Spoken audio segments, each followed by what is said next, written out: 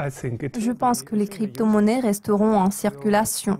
Je ne pense toutefois pas qu'elles puissent devenir le seul moyen de paiement, surtout en raison d'un haut niveau de confidentialité dont bénéficient les transactions en crypto-monnaie, ce qui rend difficile le contrôle de ces opérations.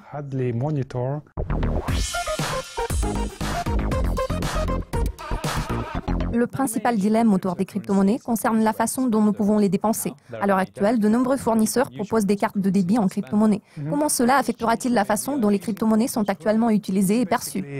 C'est une très bonne question concernant les crypto-monnaies. Elle peut être divisée en deux parties.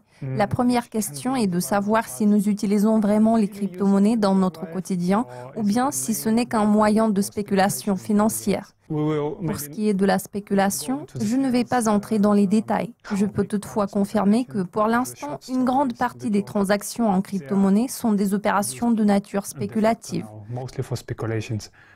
Cependant, de plus en plus d'utilisateurs adoptent cette technologie. Nous voyons que le nombre d'entreprises proposant des cartes de débit adossées à des crypto-monnaies ou à des jetons virtuels est en constante augmentation.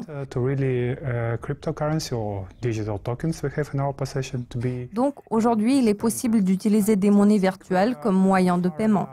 Pour ce qui est du cadre réglementaire, législatif et fiscal, je ne pense pas qu'il soit très facile d'utiliser des crypto-monnaies en allant de l'avant. En l'occurrence, il y a quelques semaines, un projet de loi assez intéressant a été soumis au Congrès américain. Il a été proposé de créer une exonération fiscale pour les achats de moins de $600 effectués en Bitcoin. Proposed bill Congress that will allow up to $600 expenses in Bitcoin to make it tax-free. Il est à noter que les législateurs font parfois des choses contradictoires, surtout en ce qui concerne les monnaies virtuelles.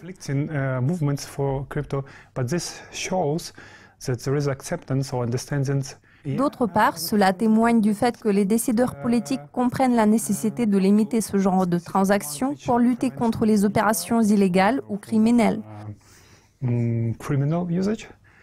Le Japon a été l'un des premiers pays développés à légaliser l'usage de certaines crypto-monnaies au quotidien.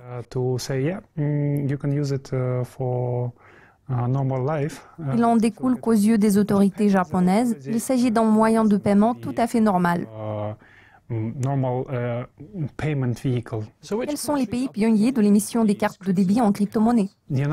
À vrai dire, il faut aborder ce sujet sous un angle différent. Le monde de la cryptographie dépasse les frontières géographiques. Il s'agit d'un univers spécial qui est en constante évolution. Au moment où vous recevez un certain montant au sein de cette communauté, vous commencez à vous poser des questions sur la façon dont vous pouvez utiliser cet argent et plus particulièrement sur les endroits où vous pouvez vous servir de votre carte de débit. En dépit du fait que l'Europe est une région assez conservatrice, contre toute attente, certains pays européens se montrent prêts à donner le feu vert aux crypto-monnaies. En l'occurrence, je ne serais pas surpris de voir l'Estonie légaliser l'usage des monnaies virtuelles, car ce pays est toujours ouvert à de nouvelles expériences. La Suisse ne devrait pas tarder à reconnaître certaines crypto-monnaies. D'ailleurs, les autorités cantonales du Tessin ont récemment annoncé qu'ils accepteraient des paiements en monnaie virtuelle pour certains services.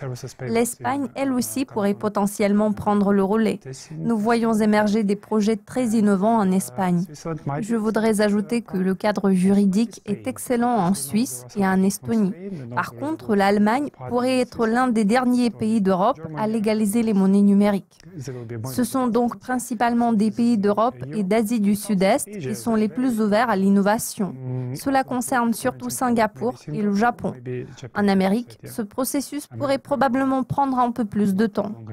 Vu qu'il y a déjà des cartes de débit en crypto-monnaie, pouvons-nous supposer que les monnaies virtuelles puissent remplacer les monnaies traditionnelles dans l'avenir? Quels sont les gouvernements les plus réfractaires à l'usage des crypto-monnaies? Pour l'instant, il me semble qu'il n'y a pas de lutte ou de guerre contre les monnaies virtuelles. Ce que nous nous observons en ce moment est une tentative d'établir un cadre réglementaire efficace. Les gouvernements se rendent parfaitement compte de la nécessité de réglementer ce système pour qu'il soit accessible à un plus grand nombre d'utilisateurs. Il s'agit surtout des acteurs institutionnels.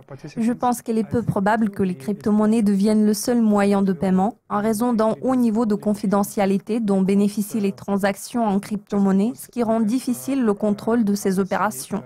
Les gouvernements n'aiment pas ce genre de choses.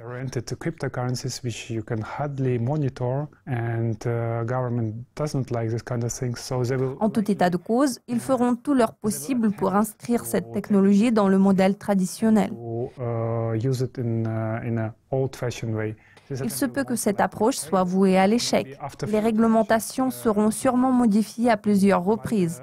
Tôt ou tard, les crypto-monnaies seront reconnues comme moyen de paiement, mais le chemin à parcourir est long et parsemé d'embûches. Vous m'avez demandé si oui ou non les monnaies virtuelles pourraient devenir le seul moyen de paiement. C'est une question très difficile. Je suis persuadée que cette technologie a un avenir prometteur puisqu'elle est très puissante et fiable. If cryptocurrency will be the only one payment method, it's a very hard one. Technology, yes, it's definitely very strong and reliable. De toute évidence, ce sera une véritable infrastructure. Bien sûr, à ce stade, les gouvernements doivent déployer des efforts pour combler les lacunes existantes. Il ne nous reste plus qu'à attendre de voir ce qui se passera par la suite. Maxime, tous mes remerciements pour votre participation. Cela a été un plaisir de discuter avec vous. Plaisir partagé, merci. Merci de nous avoir suivis. Nous vous invitons à vous abonner à la chaîne de Dukascopy TV pour découvrir plus d'interviews exclusives sur les crypto-monnaies.